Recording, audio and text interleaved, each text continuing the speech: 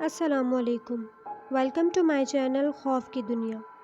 تمام video updates کے لیے چینل کو سبسکرائب کر کے بیل نوٹیفیکیشن کو آن کر دیں۔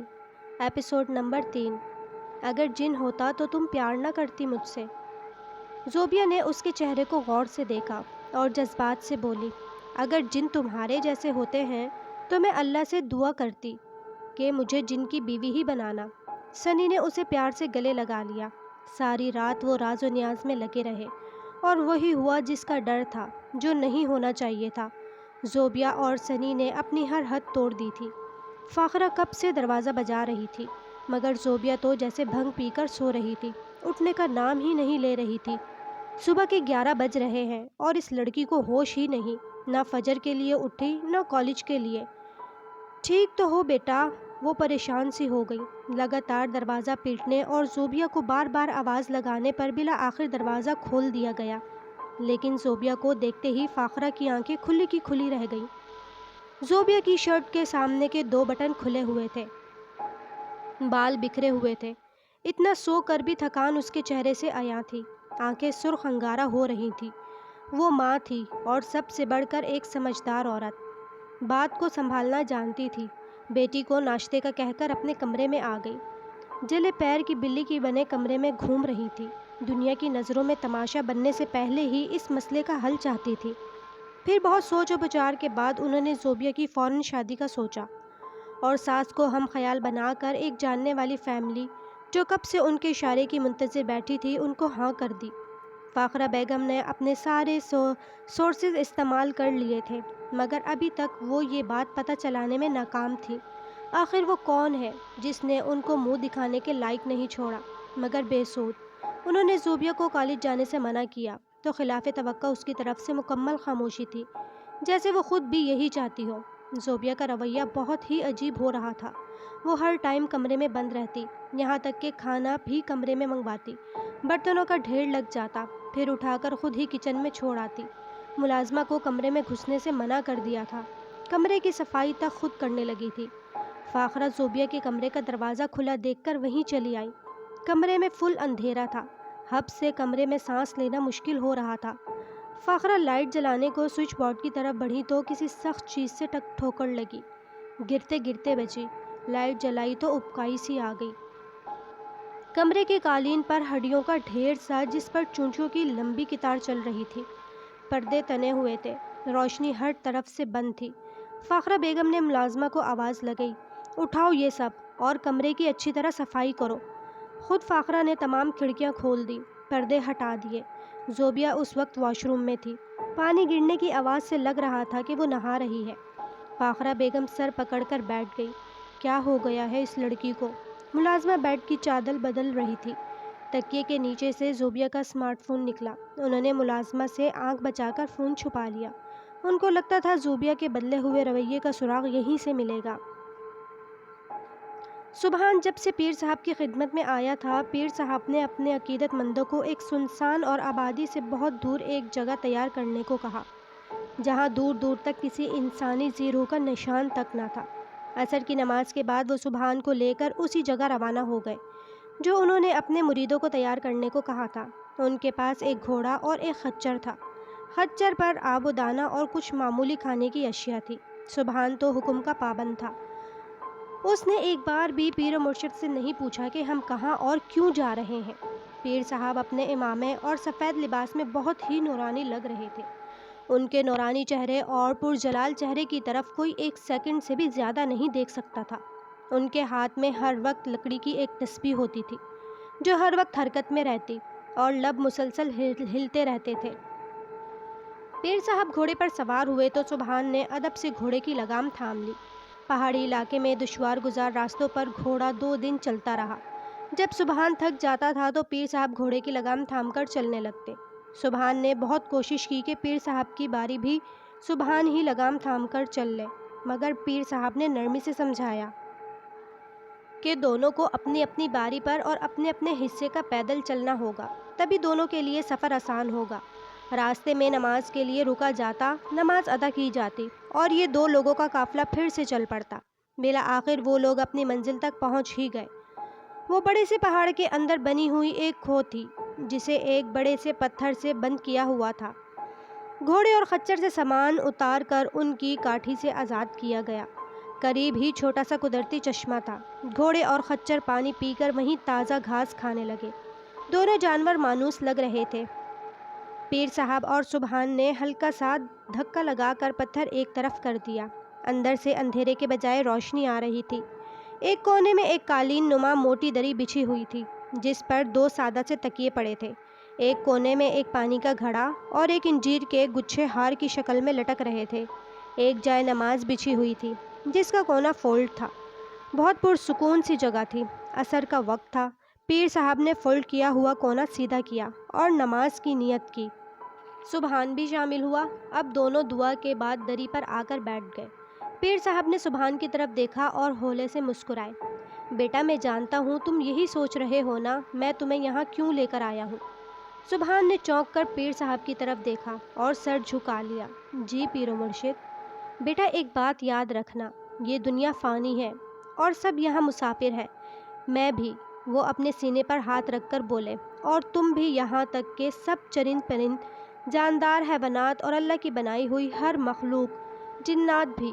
سبحان سمجھ نہیں پا رہا تھا کہ وہ کیا کہنا چاہتے ہیں اور اتنی تمہید کیوں باندھ رہے ہیں، لیکن وہ ذرا رک کر دوبارہ بولے، جب انسان یا کوئی اور مخلوق حد سے تجاوز کرتی ہے، اللہ کچھ دیر اس کی رسی دراز کر کے اسے سنبھلنے کا موقع دیتا ہے، مگر ناسمجھ مخلوق اسے بھی اپنی طاقت گمان کرتی ہے، پھر خدا کی خدائی جوش میں آتی ہے اور رسی کو کھینچ کر عبرتناک سزا دیتی ہے، اور پھر وہ مخلوقات بہت پچھتاتی ہے۔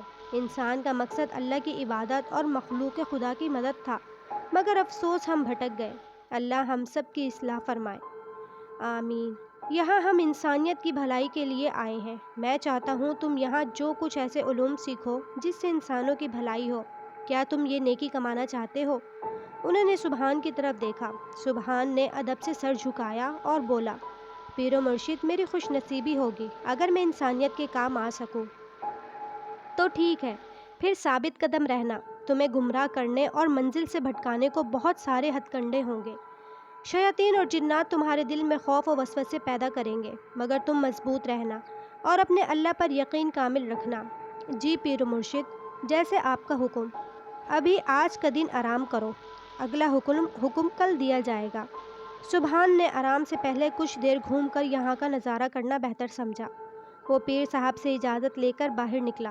پیر صاحب نے محتاط رہنے کا کہا کیونکہ یہاں ہر طرف جنات ہی جنات تھے۔ وہ غار نما کھو سے باہر نکلا اور ٹہلنے لگا۔ گھوڑے اپنا پیٹ بھر کر زمین پر بیٹھے اونگ رہے تھے۔ بہت ہی خوبصورت سا نظارہ تھا۔ اچانک اسے کہیں سے چوڑی کھنکنے کی آواز آئی، ساتھ ہی کسی کے زور زور سے سانس لینے کی آواز بھی۔ سبحان کمزور اور ڈرپوک نہیں تھا، مگر یہاں اس ویرانے میں عورت کہاں سے آ سکتی ہے؟ آواز چھن چھن ایک بار پھر سے بہت قریب سے آئی، اور پھر وہ سامنے سے آتی ہوئی دکھائی دی، گلابی کپڑوں میں۔ وہ کوئی اور نہیں، سیرت تھی، اس کی اپنی سیرت۔ وہ بے قراری سے آگے بڑھا۔ سیرت، تم یہاں؟ اس سے پہلے کہ وہ سیرت کو چھو لیتا، اسے پیر صاحب کی آواز سنائی دی، سبحان، چھونا مت، یہ سیرت نہیں، دھوکہ ہے۔ سبحان نے فوراً اپنا ہاتھ روک لیا۔ ایک خوفناک اور زوردار ہنسی کی آواز آئی، اس بار تو بچ گئے ہو، مگر ہر بار نہیں بچو گے۔ سبحان کے پسینے چھوٹ گئے تھے۔ وہ جلدی سے کھو میں واپس آ گیا۔ پہلے سوچا پیر صاحب کو بتا دے، مگر پھر یہ سوچ کر خاموش رہا پیر صاحب مجھے بزدل نہ سمجھ لیں۔ پیر صاحب نے اسے دودھ کا پیالہ اور بھنا ہوا بٹیر ایک تشتری میں پیش کیا، یہ کھا لو اور نماز کے بعد آرام کرو، اور ہاں، تم بزدل نہیں ہو، اسی لیے اتنے نیک مقصد کے لیے چنے گئے ہو۔ سبحان سمجھ چکا تھا پیر و مرشد سے کچھ چھپا ہوا نہیں ہے۔ کھانا کھا کر اس نے چلتی ہوئی ندی سے وضو کیا اور پیر صاحب کے قدموں میں آ کر بیٹھ گیا۔ اعلیٰ حضرت، ایک بات پوچھوں؟ پوچھو۔ وہ تسبیح کرتے کرتے رک گئے۔ اعلیٰ حضرت، یہ کھانا ہم ساتھ تو نہیں لائے تھے، پھر کہاں سے آیا؟ پیر و مرشد مسکرائے اور بولے، جس کی راہ میں نکلے ہو اسی نے بھیجا ہے، اس سے زیادہ کوئی سوال نہ کرنا، نہ میں جواب دے سکوں گا، اجازت نہیں ہے۔ پھر اس غار نما کھو میں سبحان اور پیر و مرشد 6 ماہ تک قیام پذیر رہے۔ 6 ماہ تک انہوں نے دن میں روزے رکھے اور رات چلے میں گزاری۔ بہت سارے نورانی علوم سبحان کو سکھائے گئے۔ چلے میں اسے بہت بار سیرت روتی ہوئی نظر آتی، کبھی بیمار، مگر وہ ثابت قدم رہا، اور 6 ماہ کے بعد اس پر علم اور روشنی کے بہت سارے در کھلے۔ اسے جنات، بھوت پریت ہاتھ بندھے ہوئے نظر آتے تھے۔ پیر مرشد نے اسے واپس جانے کی ہدایت دی اور ساتھ مخلوق کا بھلا کرنے کی خاص تلقین کی، اور کہا کسی بھی صورت میں اپنی روحانی اور نورانی طاقت کو غلط استعمال مت کرنا۔ وہ واپسی کو چل پڑا تھا، مگر راستے میں جہاں بھی قیام کرتا لوگوں کو نیکی اور صلہ رحمی کی تلقین کرتا۔ اگر کوئی بیمار ملتا اسے دم کرتا، دم کرتے ہی بیمار انسان بھلا چنگا ہو جاتا تھا۔ ہر طرف سبحان کے نام اور فیض کی دھوم مچ گئی تھی۔ وہ آنکھ بچا کر موبائل تو اٹھا لائی تھی، مگر انہیں بہت مایوسی ہوئی۔ موبائل پتہ نہیں کتنے دن سے بند پڑا تھا۔ انہوں نے چارج پر لگایا۔ کچھ دیر بعد موبائل کی اسکرین روشن ہوئی تو لگاتار میسیج آنے لگے، مگر وہ سب اس کے کلاس فیلوز کے میسیج تھے، جو بار بار اس کا فون بند ہونے کی وجہ پوچھ رہی تھی۔ آخری میسیج عقیلہ کا تھا، جو کہہ رہی تھی، زوبیہ تمہیں کیا ہو گیا ہے میری جان؟ تم ٹھیک تو ہو؟ عجیب حرکتیں کر رہی ہو۔ آج کل تمہیں پتہ نہیں کیا ہو گیا ہے۔ سب یہاں تمہارا مذاق اڑانے لگے ہیں، تمہیں پاگل کہنے لگے ہیں۔ سب کہتے ہیں تم خود سے باتیں کرتی رہتی ہو۔ پلیز جب بھی میسیج دیکھو مجھے کال کرنا۔ عقیلہ کا میسیج پڑھتے ہی فاخرہ کا ماتھا ٹھنکا، کہیں اس کی بیٹی پاگل تو نہیں ہو گئی۔ وہ موبائل وہیں پھینک کر زوبیہ کے کمرے میں چلی آئیں۔ وہ بیڈ پر مگن بیٹھی کھانا کھا رہی تھی۔ فاخرہ نے بغور جائزہ لیا۔ بظاہر وہ بالکل نارمل لگ رہی تھی، مگر اس کا وجود چیخ چیخ کر بتا رہا تھا کہ وہ کسی کنواری لڑکی کا نہیں، ایک میچور لڑکی کا جسم ہے۔ فاخرہ بیگم کچھ دیر وہیں بیٹھی رہی، پھر کچھ سوچ کر اٹھ کر وہاں سے چلی آئی۔ انہیں زوبیہ کو جلد سے جلد اپنے گھر کی کرنا تھا، اس سے پہلے کہ بدنامی اور رسوائی اس گھر کا راستہ دیکھ لے۔ اگلے ہی دن کچھ خواتین زوبیہ کو دیکھنے آئیں اور پسند کر گئیں۔ اگلے مہینے کی 9 تاریخ رکھی گئی۔ زوبیہ کی طرف سے مکمل خاموشی تھی، نہ اقرار نہ انکار، جیسے وہ کوئی انسان نہ ہو، روبوٹ ہو۔ فاخرہ بیگم ہر وقت پریشان اور بوکھلائی بوکھلائی سی پھرتی تھی۔ رات ان کے کمرے کا اے سی خراب ہو گیا تو زوبیہ کے کمرے میں سونے آ گئی۔ زوبیہ کے انداز سے لگ رہا تھا اسے ماں کا کمرے میں آنا پسند نہیں آیا۔ وہ خاموش رہی۔ رات جانے کس پہر فاخرہ کی آنکھ کھلی۔ جو منظر انہوں نے دیکھا دل دہلا دینے والا تھا۔ ان کے منہ سے چیخ نکلی اور وہ بے ہوش ہو گئی۔ چیخ کی آواز سے سب اٹھ کر آ گئے۔ زوبیہ بھی ماں کے سرہانے عجیب سے حلیے میں کھڑی تھی۔ طاہرہ بیگم نے بے ہوش پڑی فاخرہ پر کچھ پڑھ کر پھونک ماری، 7 پانی کے چھینٹے مارے تو وہ ہوش میں آ گئی۔ ہوش میں آتے ہی انہوں نے زوبیہ کی طرف انگلی سے اشارہ کیا، میری زوبیہ کو بچا لو پلیز، میری بچی کو وہ مار ڈالے گا۔ کون مار ڈالے گا فاخرہ؟ بتا تو صحیح۔ وہ دوبارہ بے ہوش ہو چکی تھی۔ پوری رات وقفے وقفے سے ہوش میں آتی، پھر بے ہوش ہو جاتی۔ پورا گھر 1 منٹ بھی نہ سو سکا تھا۔ اس سارے واقعے میں زوبیہ بالکل لاپرواہ سی بیٹھی رہی۔ اگلے دن فاخرہ کی طبیعت کچھ بحال ہوئی تو اس نے ساس کو سارا قصہ کہہ سنایا۔ جب ان کی آنکھ کھلی تو زوبیہ بے لباس پڑی تھی اور کوئی بہت ہی خوفناک سی شیطانی چیز اس کے سینے پر سوار تھی اور اپنی پتلی اور لمبی سی زبان سے اس کی گردن چاٹ رہی تھی۔ وہ میری زوبیہ کو مار ڈالے گا، پتہ نہیں کون سا آسیب ہے اماں۔ وہ بے بسی سے رونے لگی۔ طاہرہ بیگم کا دل دہل گیا۔ تو وہی ہوا جس کا ڈر تھا، مگر زوبیہ کے گلے میں تو امام صاحب کا دیا ہوا تعویذ تھا۔ انہوں نے بہو کو سب بتایا کہ کیسے امام صاحب نے تعویذ دینے کے باوجود کسی اچھے عامل سے رجوع کرنے کا کہا تھا، مگر وہ زوبیہ کو بظاہر ٹھیک دیکھ کر بھول گئی تھی، مگر ہونی تو ہو کر ہی رہتی ہے۔ اب وہ آسیب زوبیہ پر پوری طرح قابض ہو چکا تھا اور شادی بھی قریب تھی۔ سبحان کو گئے 6 مہینے ہونے والے تھے۔ راشن تو تقریباً 15 دن میں ہی ختم ہو گیا تھا، مگر سیرت جانتی تھی سبحان اللہ کے راستے میں نکلا ہے، لوٹ کر یہیں آئے گا۔ سیرت نے ہر حال میں اللہ کا شکر ادا کیا، صبر کیا۔ راشن ختم ہونے کے بعد کچھ دن تو صبر سے گزارا کیا، پھر سوچا پریشان ہونے اور رونے دھونے سے گزارا نہیں ہوگا، اپنے پیٹ اور بچے کے لیے کچھ کرنا ہوگا۔ اس نے ساتھ والی ہمسائی رقیہ کو ساتھ لیا اور شہر چلی آئی۔ سبحان کی طرف سے دی گئی واحد گفٹ سونے کی انگوٹھی تھی، جو اس نے دل پر پتھر رکھ کر بیچی۔ اسے ایک سلائی مشین، کچھ کپڑے کے رنگ برنگے پیس اور کچھ گھر کا راشن اور ضرورت کا سامان خرید لائی۔ سیرت نے گھر آتے ہی تھوڑی سی کھچڑی بنائی، پیٹ بھر کر کھائی تو سکون ہوا۔ کچھ دیر سستا کر سیرت ایک نئے عزم سے اٹھی۔ اس نے راشن کی وہ تھیلیاں ایسے سنبھالیں جیسے کوئی خزانہ ہو۔ دال چاول نمک مرچ گھی سب کچھ سنبھال کر پورا گھر صاف ستھرا کیا۔ پھر ایک کمرے میں زمین پر چٹائی بچھائی، سلائی مشین رکھی اور رنگ برنگے پیس کاٹنے بیٹھ گئی۔ اگلے دن تک اس نے کافی ساری چھوٹی چھوٹی سی فراقیں تیار کی جو بہت ہی کرینے اور نفاست سے تیار کی گئی تھیں۔ اب جو بھی عورت اس کے پاس آ کر بیٹھتی، سیرت وہ سلے ہوئے فراق اسے دکھاتی اور خریدنے کو کہتی۔ دام بہت مناسب تھے۔ کچھ ہی دنوں میں سیرت کے گھر عورتوں کا تانتا سا بن گیا۔ عورتیں کام کاج سے فارغ ہوتے ہی سیرت کے پاس آ کر بیٹھ جاتی۔ سیرت نماز کی پابند تھی اور امام کی بیوی بھی۔ وہ سیرت کی بہت عزت کرتی تھی۔ اب بہت ساری عورتیں سیرت سے کپڑے سلوانے لگی تھیں۔ وہ سیرت کے لیے کچھ نہ کچھ بنا کر لے آتی، کبھی کھیر، کبھی ساگ، کبھی کوئی موسمی پھل دے جاتی تھی، کوئی تازہ کھیت کی سبزی بنی سیرت کو دے جاتی تھی۔ عورتیں بہت پیار اور محبت سے سب کرتی تھیں۔ بالآخر سیرت ان کی محبت کے آگے ہار گئی۔ بہت ساری تو سلائی سیکھنے آتی تھی۔ اب سیرت کو نہ گھر کے کام کی فکر ہوتی، نہ راشن کی، نہ پیسے کی۔ سلائی کی صورت میں آنے والے پیسے اس کی ضرورت سے کہیں زیادہ ہوتے تھے۔ سبحان تو نہیں آیا، مگر اللہ نے سیرت کو ایک صحت مند اور خوبصورت بیٹے سے نوازا۔ گاؤں کی عورتوں نے اسے کوئی کمی محسوس نہیں ہونے دی۔ زوبیہ کے گھر میں ایک ماتم جیسا ماحول تھا۔ لگتا ہی نہیں تھا یہ شادی والا گھر ہے۔ فاقرہ اور طاہرہ کا دل ہول رہا تھا، جیسے کچھ بہت ہی برا ہونے والا ہے۔ بار بار امام صاحب کے گھر کے چکر لگ رہے تھے، مگر وہ ابھی 6 ماہ تک اور مدینہ میں قیام کرنے والے تھے۔ انہوں نے اپنے ویزے میں توسیع کروا لی تھی۔ زوبیہ ہر وقت خاموش سی رہتی یا خود سے باتیں کرتی رہتی۔ اسے قریب کے ماحول سے کوئی دلچسپی نہیں تھی۔ طاہرہ بیگم نماز کے لیے اٹھی تو زوبیہ جھولے میں بیٹھی تھی۔ انہوں نے پیار سے زوبیہ کا ماتھا چوما اور ہاتھ پکڑ کر ساتھ لے گئی۔ زوبیہ، نماز پڑھو۔ زوبیہ 5 وقت کی نمازی ہوتی تھی، مگر نماز کا نام سنتے ہی بدک گئی۔ نہیں، اس نے اپنا ہاتھ چھڑوایا۔ نہیں، وہ زور زور سے نفی میں سر ہلا رہی تھی۔ میں نماز نہیں پڑھ سکتی۔ اس کی آنکھیں ابل کر باہر کو آ گئی تھیں، چہرہ لال ہو گیا اور ایک دم غصے اور جنون سے چلانے لگی، میں نماز نہیں پڑھ سکتی، نہیں پڑھ سکتی۔ اس نے اپنے دونوں ہاتھوں کی مٹھیوں میں اپنے بال جکڑ لیے تھے، جیسے بہت تکلیف میں ہو۔ نماز نہیں پڑھوں گی۔ پھر وہ زمین پر ڈھیر ہی ہو گئی۔ طاہرہ بیگم اس نئی صورتحال سے پریشان ہو گئی۔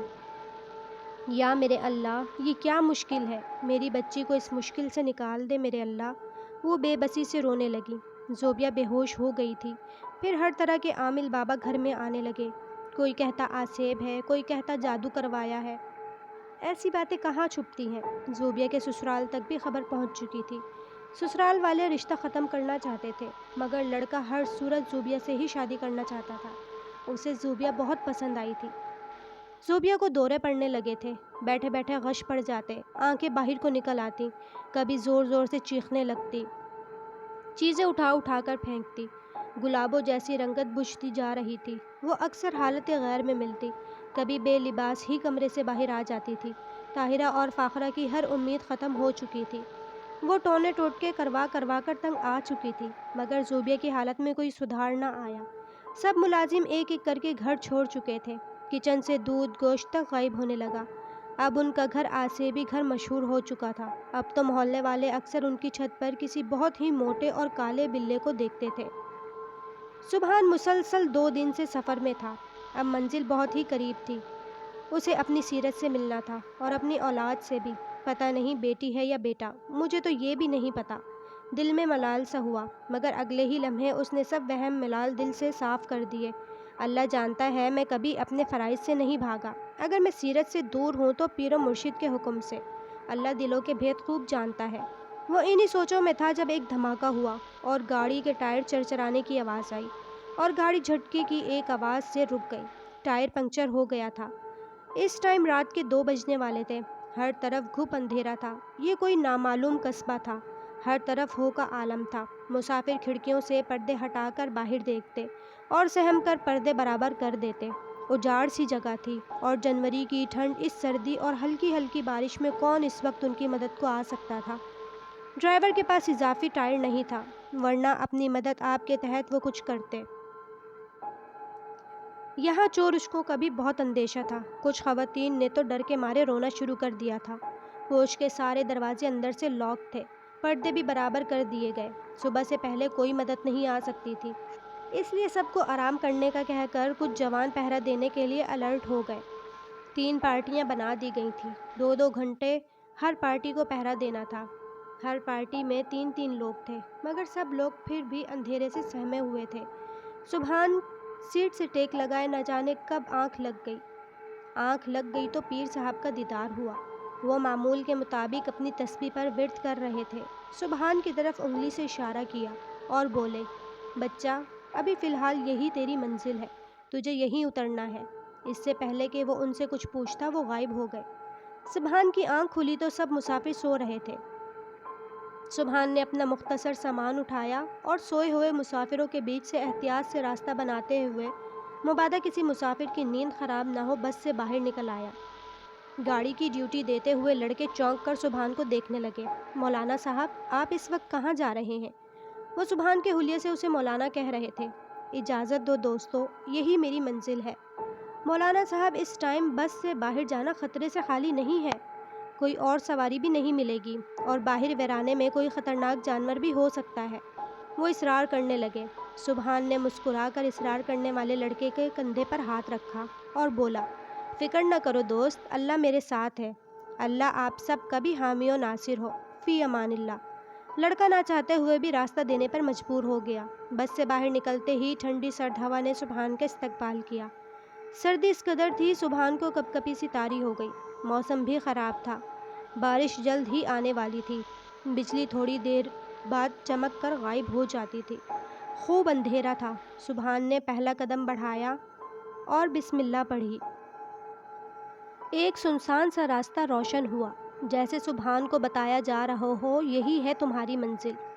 بس میں سوئے ہوئے مسافر بھی بجلی کی آواز سے اٹھ کر بیٹھ گئے۔ سبحان کے ہر پڑتے قدم سے جیسے راستہ سمٹنے کے بجائے بڑھتا ہی جا رہا تھا۔ کوئی 30 منٹ کے پیدل سفر کے بعد راستہ اونچا نیچا اور ٹیڑھا میڑھا سا ہونے لگا، ساتھ ہی بارش بھی ہونے لگی۔ سبحان نے اندھیرے اور دھند میں کوئی محفوظ جگہ ڈھونڈنے کی ناکام کوشش کی، مگر ہاتھ کو ہاتھ سجائی نہ دے رہا تھا۔ پھر دور کہیں پھر سے بجلی چمکی تو قریب ہی ایک چھوٹا سا کمرہ نظر آیا۔ اسے حیرت ہوئی، یہاں ویرانے میں کمرہ کہاں سے آ گیا؟